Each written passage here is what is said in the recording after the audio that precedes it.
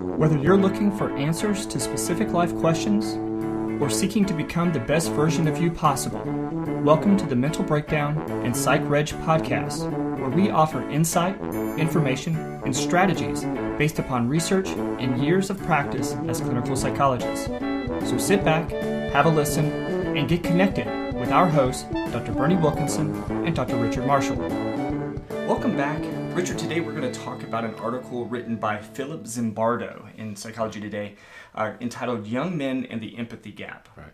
Now, Philip Zimbardo, his name is pretty familiar for a number of reasons. I actually had the opportunity to work on a forensic case with him at one point. Did you really? Yeah, a few years ago. But he has written a number of books, and one of the books that he wrote was entitled The Lucifer Effect, which I thought was a very provocative name. But what he's talking about is sort of this violence in boys and violence in, why do people become violent and aggressive and things like that. But in this article, he's talking about young men and the sort of the absence or the issue related to empathy, the development of empathy. When I saw the title, my first assumption was that males don't have as much empathy as girls. That was my first thought. Right. Talk about stereotypes. Right. And then I read it and I thought, oh, I made a little mistake. Oops. That's right. There was an oops on this one. Yeah. So, because he talks about this, what's happening to males, and he provides all these statistics like 1 in 6 is either incarcerated or unemployed. Right. Okay. 45%, this is a 45% increase since 1980. So these kind of data suggest that something really significant is happening in the population. Mass shootings, and I didn't know this, mass shootings have increased by a factor of 3 since 2011. We always think about Columbine, 99, but even in the last 5 or 6 years, and in this case it would be 5 years, mass shootings have increased 3 times by a factor of 3. Suicide rates have increased among men have increased by 50% since 1994, and so once again he gives more credence and provides more data for what we saw in yesterday's podcast, that the physical and mental health of men in advanced countries has declined appreciably over the last decade or two. Right. And he even puts a line in here. He asked the question, are the kids really going to be all right? And his response to that is, your daughter probably has a better chance of being all right than your son. That's scary. Yeah. Well, it's scary for men. Right. Well, it's, again, it kind of goes back to what we talked about in the last podcast, that, the concern is that, not that one group, that things are faring better for women, but the fact that to do so, we're leaving boys behind. Is we need to be helping both. And that to him is the empathy gap, that the message is we don't care about you. Right. That's the empathy gap that he's discussing. But he also makes the point that Gera makes, and that is that boys seem to be spending more time in virtual reality than they are in real reality. Right. That girls are going to school and applying to colleges and getting high GPAs. Boy, that's true when you think about the valedictorians and salutatorians. But even if you don't take the outliers, and they clearly are, the percentages for women far exceed those of men. Right. And he's saying that the issue that men are gravitating to virtual reality is an indication they're dropping back. And he said one of the reasons they're dropping back is they're getting the message that you're not worth it. Right. Girls are, but you're not. And I had never thought about that. We've said it before this week. I don't know what it's like for a boy to be in a classroom and to gradually become aware of their status by the different messages that are given to each gender. Right. Yeah, and it sounds as though, from what we've been reading this week, that this is much more pervasive than we had thought about before. Certainly, because it's certainly, the numbers are really difficult to battle. Yeah, it's really difficult to negate a lot of what the numbers say as far as who's doing well, who's not doing well, who has a better prognosis as it relates to where as he's saying, your right. daughter might do okay. Exactly. And so it's very concerning when we think about what this means for our sons and for males as they're getting started in the workforce and graduating high school and everything. The other sobering question that he asks is when he said, to ask what's wrong and why they aren't motivated is the wrong question. Right. And we should be asking a different set of questions. And I really like that because he's going to reframe the argument. Right. He's saying that clearly society, and men, include me in that, society is not supporting or providing support, guidance, or the means for boys to do better. For young men, it's not there. And so they're losing their motivation, and they're losing long-term real-life goals. They simply don't have them anymore. And that's a concern to him. Yeah. The other thing I thought about is to say, why aren't they motivated? I wonder if there's a subset of boys who are more acutely aware of this than others. And that's who we're seeing who have motivation problems and behavior problems because they have given up and they've started to rebel. Yeah. Because they feel like they have no future or that nobody cares about them. Yeah, that's an interesting thought. I'll have to like think back to some of the kids that we've worked with and things like that. But I'm thinking, one of the things he puts in the article is this rise in involvement in this virtual reality. Right. And I love he said, who can blame them for wanting to opt out? Right. Who can blame them for wanting to get away if this is what they feel, this is what they're experiencing in life? The challenge is, you really have to get in and look at what's happening to see how overt versus how covert some of these messages are. That's right. Certainly nobody is saying you're fine, just focus on the girls. Nobody's saying that overtly, but at the same time, we're certainly, again, the numbers suggest that it's very apparent that we're moving in a direction or have moved successfully in a direction to favor one side over the other. That's right. I have a question. What do these words mean? I don't know. You don't know either? I promised myself I was going to look them up, and I didn't. Mori, I can't even pronounce them. Yeah.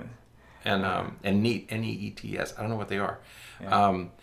But I didn't know whether maybe it was some of that stuff that I did the same thing. I was going to look them up, but so I have to do that. Didn't get a chance to do that.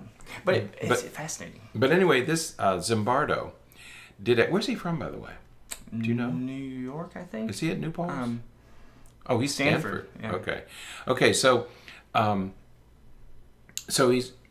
he did a study. He and a colleague did a study of 20,000 men, and they about motivational problems. Okay, and during the study, they said that what the males in their study talked about was the conflicting messages that they're getting about what it is to be a male today. Yeah. Because you get one message from the media, you get one message in video games, another message in sports, another message in school, another message from your family, and he said maybe where girls have this very clear, this is what you have to do to succeed. Boys are given multiple models. Right. Not sure which one to pursue. Right. And he uses a phrase called toxic masculinity. Right. I'm assuming, because he doesn't clearly define it here, I'm assuming that it's if you're going to be a star athlete, you got to be a real grinder. Is that what toxic masculinity is? Yeah, I think that he's talking about or the way that I took it was that he's saying that what we traditionally consider masculinity is now considered a disease, a pathology, a problem. We shouldn't be think that to be masculine is a bad thing. And so and then he says, so we need to, we talk about men need to be more sensitive and men need to be more involved with their kids and things like that. And then he talks about, just 1 out of 5 elementary school teachers are male. Right. And he's saying there are no role So models. right, exactly. So we say, to be masculine is bad. You don't want to be aggressive. You don't want to be this and that, things that we oftentimes associate with masculinity. But at the same time, we have no male role models to demonstrate how you use some of this masculinity in a healthy, productive way. And here again, I was just flabbergasted when I read what he was writing about this. That you mentioned that only 1 out of 5 elementary school teachers are males. Okay, but also 40% of households are fatherless. Right. Okay, which is also alarming. But to me, the most sobering of all of these was he said, compare the amount of time, and you and I again have talked about this, but not in this precise way. Compare the amount of time that a boy watches television or plays video games compared to the amount of time that he talks with his father. Right. Now, let's go back 100 years. Right. Before TV, before all this stuff, you talked to each other. Right. And especially if a boy learned his father's trade. Right. Take an Amish community. A boy spends most of his day with his father. Right. And he's imparting these male messages to his son all day long because his son is learning from his father, or any apprentice relationship. Right. And what's fascinating is the discrepancy in those that history versus what we typically think of as history, in that, well, dads didn't spend as much time with their kids and things like that. Well, dads are home more often. Dads are encouraged to be more involved with their kids, but at the same time, we're probably talking with them and interacting with them less than we did before. Now, at least in a real life sense. Most of the time when we talk to them, it's either for redirection or it's for very specific reasons. You did this, you did this incorrectly, or you need to work on this. When we think about sports and things like that, it's a lot of times out of redirection and that kind of stuff. We're not just talking with one another. This is, we've talked about this. We talked about this in our book, the Handbook for Raising an Emotionally Healthy Child. Part 1 is out now, where we talk about behavior modification, behavior management. And part 2 is going to come out soon. That's attention, and we really spend a lot of time in that section talking about the importance of these interactions. Right. The way in which you talk with your kids is so important. Right. And dads don't traditionally I say traditionally, aren't currently talking to their kids the way that they should. No, and they don't really. It's not until the teenage years that many dads really get involved with it. They leave it up to mom. But I was thinking about soccer, for example. Imagine, or any sport, but imagine the advantage that a typical boy has if he has a father who's engaged at home. He has male teachers who serve as role models, and he has a coach. Right. Imagine having those 3 sources of, and they're all giving you these consistent messages of what it means to be a male. Right. Most kids don't come anywhere close to that. They don't have teachers as models. Their father isn't in the home, and they don't participate in sports or other activities where they can learn how to be a man. I had never thought about that until I read this. Yeah. At least not in that. No, not that perspective. Way. Yeah. You think of, okay, he doesn't have a dad, but imagine the advantage bestowed if you have all 3. Right. And I kind of did. I mean, I had teachers I looked up to. I had coaches who were sort of guiding us, and they all kept us. I had that 3-legged stool. I had lots of support. Yeah. Many boys don't. Yeah. And you think of those boys who are fatherless and spending their time playing video games. Yeah. What are they learning? Right. Exactly. So, yeah, it's a fascinating article. We definitely encourage folks to read it. It's worth the read. The link is in the show notes. Would love to hear what you guys think about it. So, anything else? No, but I would love to hear from listeners on these topics. Yeah. This is brand new stuff for me. Yeah. So really fascinating. All right, that's it for today. So until next time, stay happy, stay healthy, and forget to be afraid.